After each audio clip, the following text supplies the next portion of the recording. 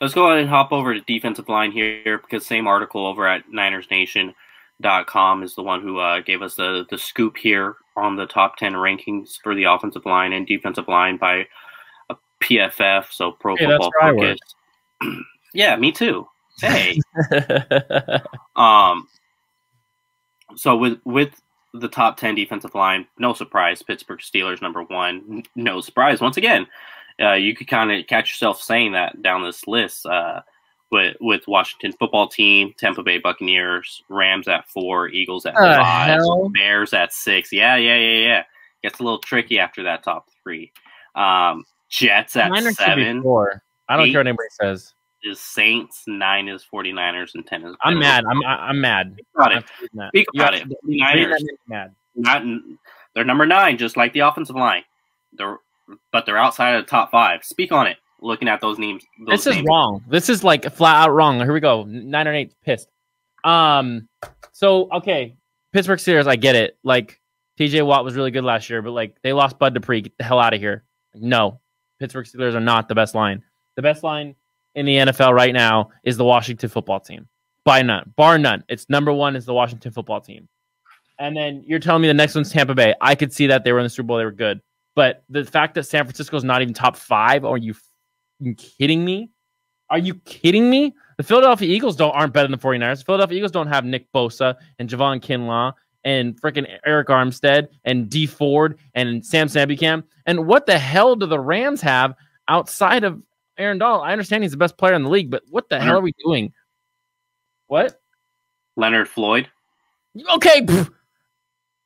What the hell, man? Like Leonard Floyd, he's Dee Ford. And he's not as good as Dee Ford. Like Kinlaw is, I mean, obviously we don't know exactly what he is, but he should be, take that next step and be like what we need from Buckner. Bosa's still probably top 3 pass rusher in the league. I mean, what he did that first year was insane. Ebukam and Dee Ford, if they're healthy, are just absolute terrorizers on the edge. And then you still have Eric Armstead, and you still have DJ Jones. And people forget just how good DJ Jones is all the time, man. I'm telling you right now, this is garbage. The Bears are not better than the 49ers. The Philadelphia Eagles are not better than the 49ers. Like, this is absolute trash. Like, I understand the offensive line rankings, but like the Rams and the 49ers should be right next to each other. If anything, the fact that, the Rams are at 4 and the Niners at 9, like, what are you smoking over there, bro? What are you smoking over there? This is stupid. This is dumb. It makes no sense. The Saints are not better than the 49ers on defensive line. The 49ers have a top 5 defensive line, bar none. I'm so sick of the slander, bro. Like, oh my God. Put the pads on, and we'll see who has the best defensive line in the league when teams are literally shaking in their boots playing the 49ers. This is stupid. You have comment requests in here. What expression? Oh, this one?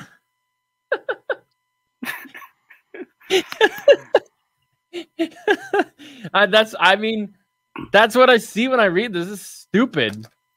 I'm mad, man. I'm mad reading that. That just pissed me off. All right, so here we go. Pittsburgh Steelers, when they have TJ Watt, I think that counts for at least 1.5 points, if not 2 points. Bosa's better. Come on. Nick Bosa's Come on, let's not go there. Like, I love me some Nick Bosa. Nick Bosa's better than TJ Watt. Don't get me wrong. Nick Bosa is better. Nick Bosa on a tool. What? The little viral video his girlfriend sent. But it's like TJ Watt, what he's put together while Nick Bosa's just been in the NFL himself. TJ Watt has, the accolades to back up with the talent. Nick Bosa, has only 1 year of it. So that's I got TJ Watt there. Leo, we're fighting on this podcast. I'm not saying Nick Bosa's not going to pass him. Nick Bosa is better than TJ Watt. Nick Bosa's better than Chase Young, too. TJ Watt's number 1. It is what it is. TJ Watt's number 1. Wrong. Where's the thing where he's like, wrong? I got over Chase Young. I think Chase Young is. Do you have TJ Watt, then Nick Bosa, then Chase Young? Those are your top 3 edge rushers in the league. Come on. Myles Garrett? No Myles Garrett? So what is give me your ranking then? Is it Myles Garrett 1, TJ Watt 2? No, I got TJ Watt 1, Myles Garrett 2, and then 3's up for grabs. Wrong. I don't like creating much more than that. Wrong. Then it's just all opinionated after that. Wrong. But Steelers football team, Buccaneers, like, okay, understandable. Rams, I just don't think they have the depth to compare with the 49ers. I think they have some talented players, like, no doubt. It's pretty freaking obvious. But I don't think their talent stretches as far as the 49ers talent. And while their elite talent is great with the Darnold, 49ers, you know, their 1-2 punch is... Oh my God, I didn't see the Jets above the 49ers. What are we doing? Right. What are we even doing anymore? Right. I'll do it again. That's ridiculous. I'm taking the Niners top 4 over the Rams top 4, basically. I'm taking the 49ers top 4 guys over the Eagles top 4. Bears, Khalil Mack. I like it. But I'm still taking the Niners top 4 over the 49ers top 4. I'm taking the 49ers top 4 over the Jets top 4. Saints, intriguing. Cameron Jordan. They did lose Hendrickson this offseason to the Bengals. Hell, I'm taking the 49ers top 4 guys over those top 4. So the 49ers should, I think they're top 5. They could be number 4. I think they should be number 4 in this rankings. So with the 49ers offensive line being 9th, I was like, okay, I'll take it. I'll take it. And then seeing the defensive line's rankings, I'm just like, what the fuck is this? I don't even know what's going on over there. Jets? I think we should all write them a strongly worded letter. I'm going to write them a letter. Yeah. Nate is going to go full Karen right here. He's going full Karen. He's going to write a letter.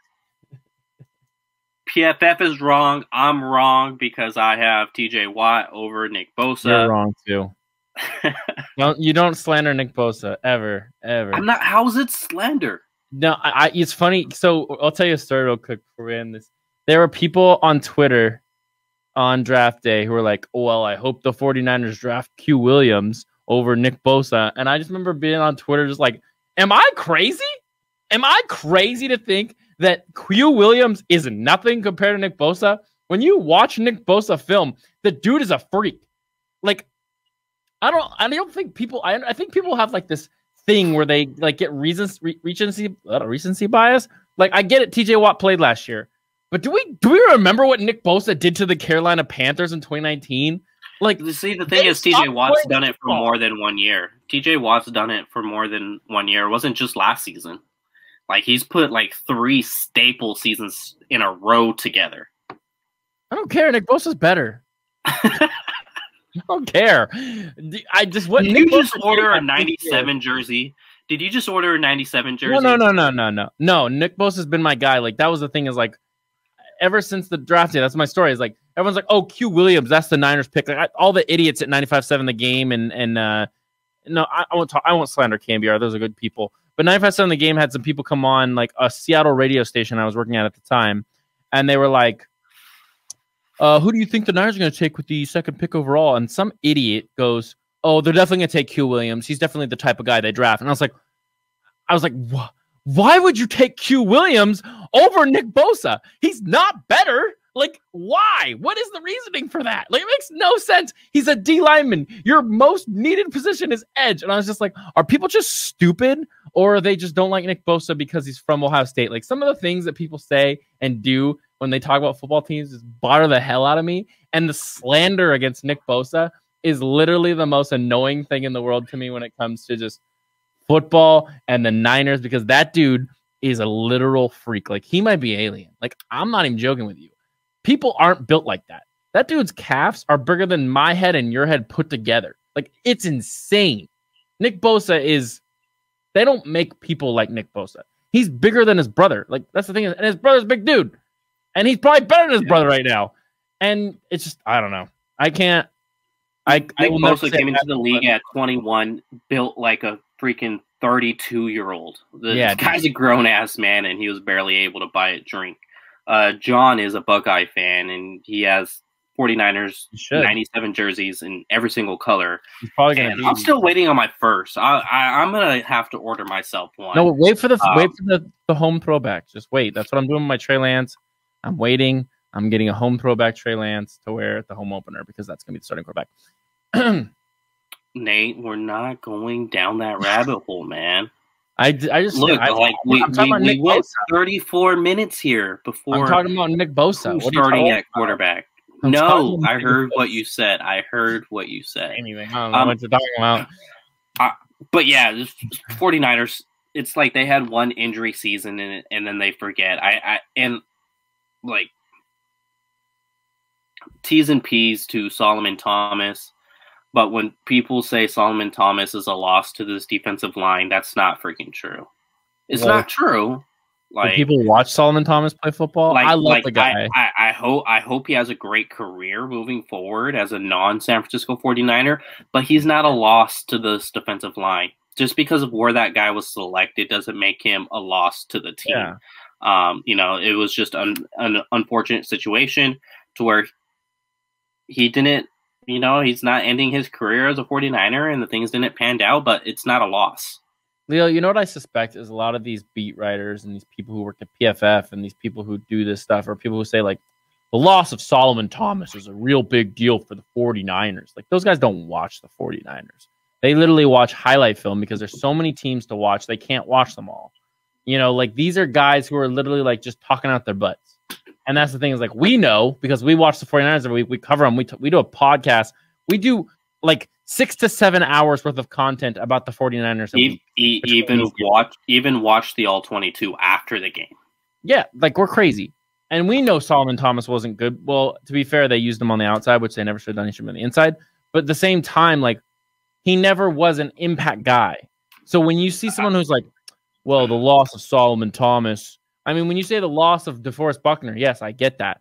DeForest Buckner was a huge part of this team. Yes. Like, people don't realize that until he was gone. See, but that's the thing. It's like with DeForest Buckner, this 49ers defensive line would be number one. They would be stapled at the number one spot. But since they don't have DeForest Buckner, that's what drops them to 4, in my opinion. Yeah, I think they could. I know that's ridiculous. It's the stupidest thing I've read in weeks. Is the fact that they're 9 because Kinlaw isn't DeForest Buckner. I think Kinlaw's gonna be really good this year, though. I really do. Like, I'm all in on the Kinlaw train. Man put a squirrel in his mouth. He's crazy. That dude is a nutbag. Like, in the best way possible. Like, he's going to murder someone this season, and I hope it's I mean, what? We are not advertising for you to find a squirrel and put it in your mouth. That's not an advertisement. That's just Javon Kinlaw. The guy's a different animal. He's a beast, and once again, let's see. I see hand expressions again. My favorite excuse is the one where it's been said he wasn't playing his natural position. Insert Nate's hand expression. There it is. Perfect. I don't know why people like that. It's just like, it's just hilarious. I like it too, but I try not to bust up too much. But you know what? 49ers, yes, top defensive line, absolutely. I think that's where we're going to wrap it up, Nate. I think one last thing I want to say. I think people are going to be surprised by how good Javon Kinlaw is this year.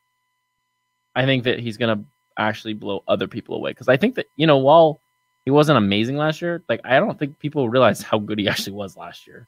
He was pretty good. Took some double teams, not Aaron Donald, and that's a big man. Like, he's just going to get better in the offseason. Keep in mind, last season they didn't have, like, any training, any of that stuff. Like, Kinlaw's going to be better. Yeah. We can wrap it up. But, yeah, PFF, you're freaking wrong. Like, wrong. Super freaking wrong.